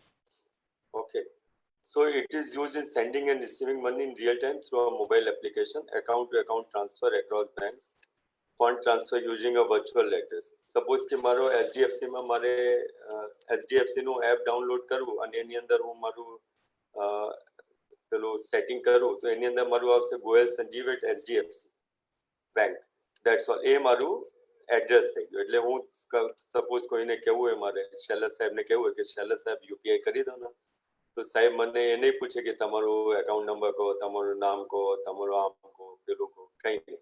એ કહેશે કે તમારું મને યુપીઆઈ એડ્રેસ આપો ને, હું કહીશ કે Goyal Sanjeev at HDFC bank.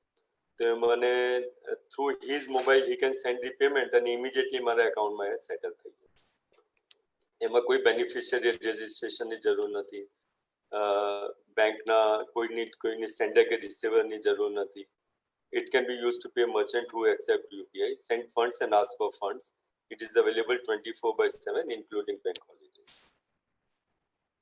So, what is a virtual payment address, VPA, an identifier? કે suppose કે આપણે HDFC છે બેંક અને આ ABC આપણું નામ છે, તો આ આપણું એડ્રેસ થઈ ગયું. બરાબર છે, એટલે આપણા એકાઉન્ટમાં પૈસા જમા થઈ જશે. Okay, so and we can create multiple this thing. આપણે કેવી રીતે ઇનિશિયેટ કરવાનું કે આપણે કોઈ પણ app UPI app play store માંથી ડાઉનલોડ કરી લેવાની, and then everything is self explanatory. તમે મોબાઈલ નંબર નાખશો એ તો ઓટોમેટિકલી આવી જશે. બરાબર, પછી તમારે આ સ્ક્રીન આવી જશે, તમે ઓલરેડી રજિસ્ટર થઈ જશો.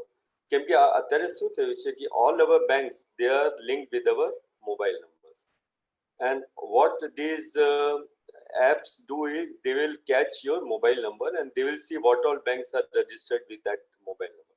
Suppose કે તમારે કોઈ બેંકમાં પૈસા ટ્રાન્સફર કર્યો તો you can select that bank.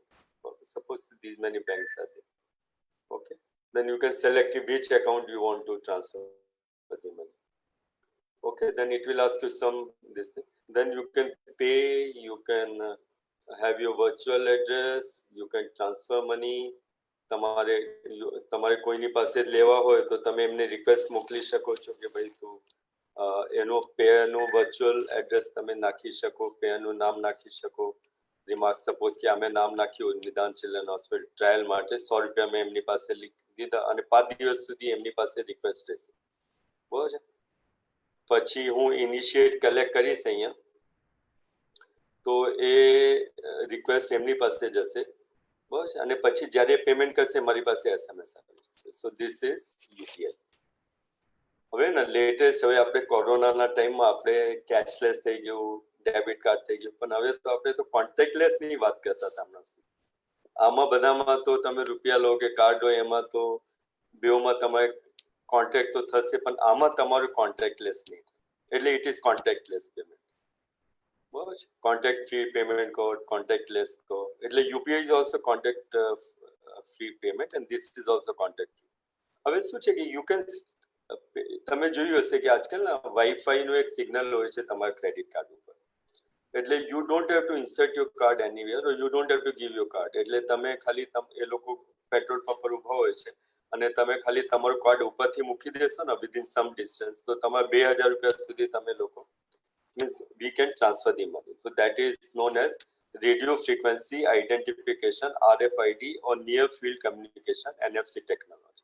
એટલે એનાથી ઇમિડિયેટલી જેવી રીતે આપણે બ્લૂટૂથ થી કનેક્ટ કરીએ છીએ it is similar two that technology but it is wireless technology એટલે તમે ખાલી જઈને તમારું કાર્ડ ત્યાં પોઈન્ટ ઓફ સેલ પર ટર્મિનલ પર ટચ કરી દેવાનું અને સ્માર્ટ તો એ તમારા પૈસા ત્યાં એન્ટ્રી કરી દેશે અને ઓટોમેટિકલી પેલું થઈ જશે હવે તો એક સ્ટેપ આગળ આવ્યું છે એટલે તમારે કાર્ડની પણ રાખવાની જરૂર નથી સપોઝ કે તમે ઘણી વાર કાર્ડ ભૂલી જાઓ કે તમે પિન નંબર ભૂલી જાઓ એ પણ નહીં હવે આ બધા સ્માર્ટફોન છે like I have Samsung mobile એની અંદર તમે you can store the information of the cards this is what I was talking કે તમે જ્યારે આ વાઈફાઈ નું તમને આ દેખાય છે આ તમારા ક્રેડિટ કાર્ડ ઉપર અને આ વાઈફાઈ એનેબલ્ડ મશીન છે તો તમે આ પેમેન્ટ કરી શકો છો અને આ this is one step ahead કે તમે મોબાઈલથી પણ પેમેન્ટ કરી શકો છો એટલે આ મારું મોબાઈલનું સ્ક્રીનશોટ છે એની અંદર હું debit card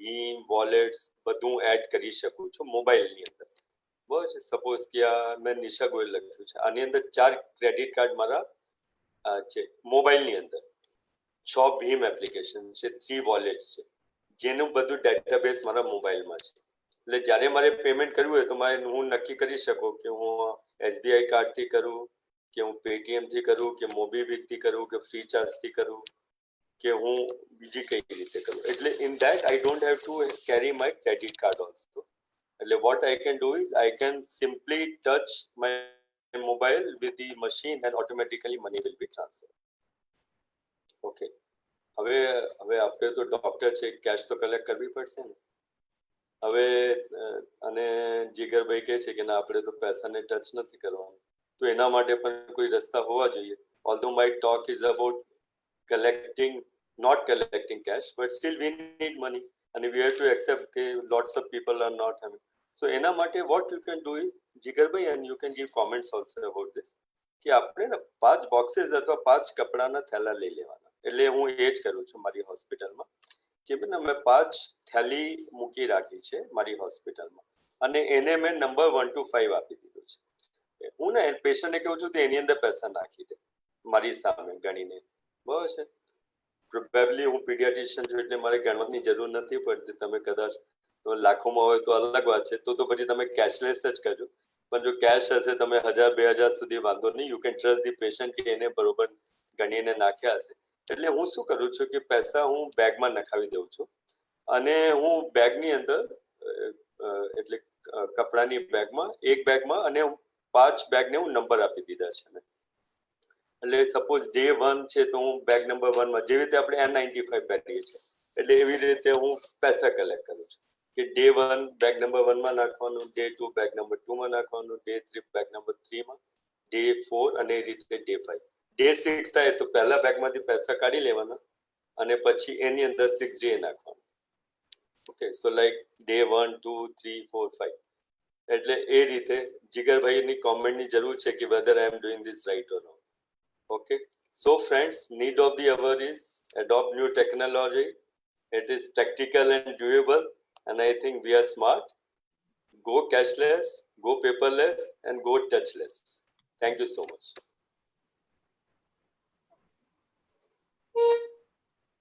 Thank you. Dhiren bhai, your comments, please.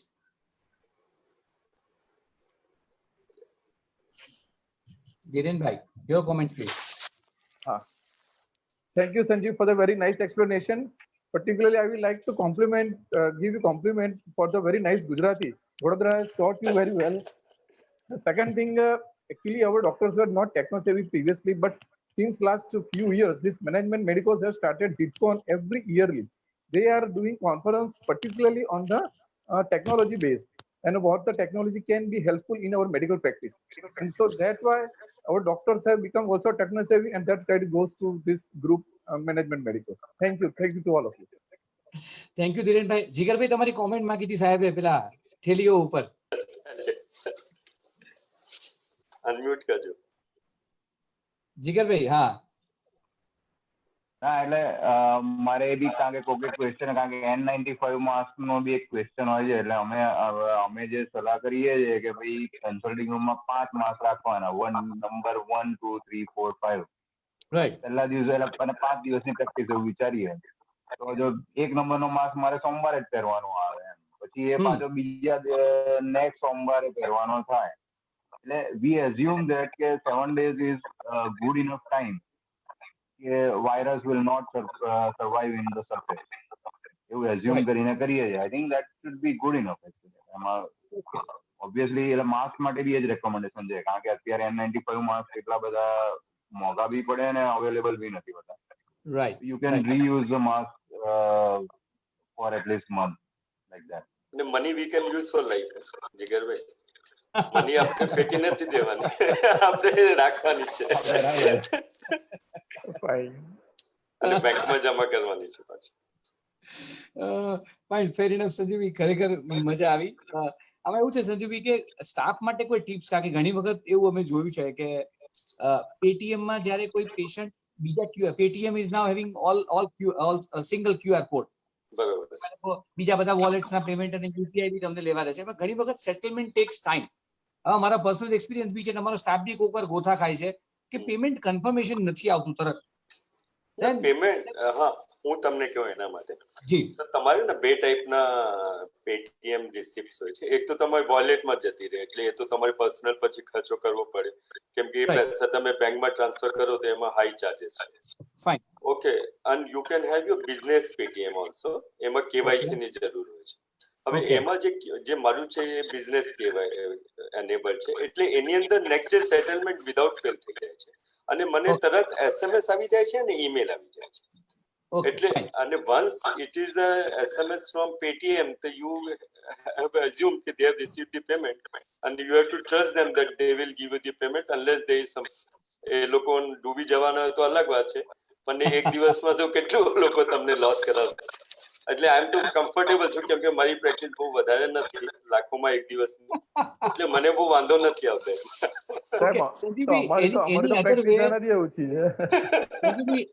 Any other way except POS machine, we can accept payment through credit card, debit cards. POS machine મારે નથી રાખો ક્લિનિકમાં તો પણ ક્રેડિટ કાર્ડ ડેબિટ કાર્ડ થી payment receive કરું છું એનો કોઈ રસ્તો ખરો? હા છે. હવે ને ઘણા રેઝર પે અને આ લોકો શું કરે છે કે તમારી પાસે તમે એક લિંક જનરેટ કરી શકો છો.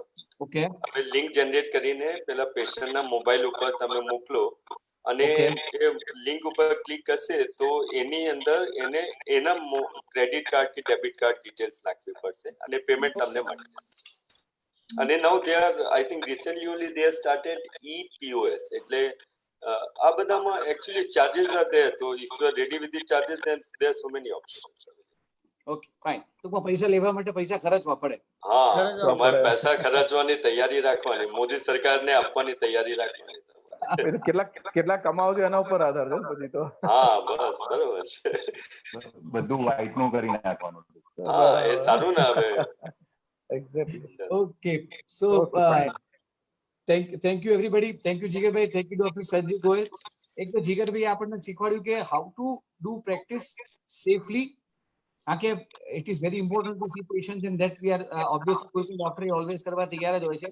So safety of us and safety of staff is of paramount importance. એ બહુ અગત્યની વસ્તુ છે જેમાં ક્લિનિકલ ટિપ્સ એમણે આપણને આપી અને as he has rightly said કે ફોબિયા કરતા વસ્તુને સમજી અને ફેસ કરવી વધારે અગત્યની છે.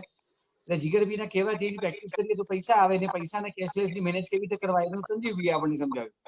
So we have tried to strike a balance between clinical and practical things. That's what we normally do at HitCon. So thank you everyone for joining. Thank you Dr. Jigar and thank you Dr. Sanjeev Goyal and thank you Dr. Sandeep and Dr. Dhiren for joining us and sparing your valuable time in hot humid afternoon. ભલે S જ આટલી ગરમીમાં બીજું કઈ કરવાનું હોતું નથી અત્યારે બધાને. નાસ્તા કરીએ, હા. બહુ બધા વેબિનાર્સ થાય છે, પણ અમે એવો પ્રયત્ન કરીએ છીએ કે લોકોને યુઝફુલ કંઈક આપીએ કે જેથી ડે ટુ ડે પ્રેક્ટિસમાં આ વસ્તુ તમે સપોઝ જે ટિપ્સ તમે આપી બંને જણાએ આવતીકાલથી તમે immediately you can start applying in your practice. Definitely. That is important. And Exactly. at the end, I would like to thank Corona Remedies for supporting our this digital initiative. Mehul, તારે કંઈ કહેવાનું છે? Yes, thank you very much. Thank you all. Thank you, sir. Thank you all. Thank you દર્શક મિત્રો જોડાવા માટે. આભાર.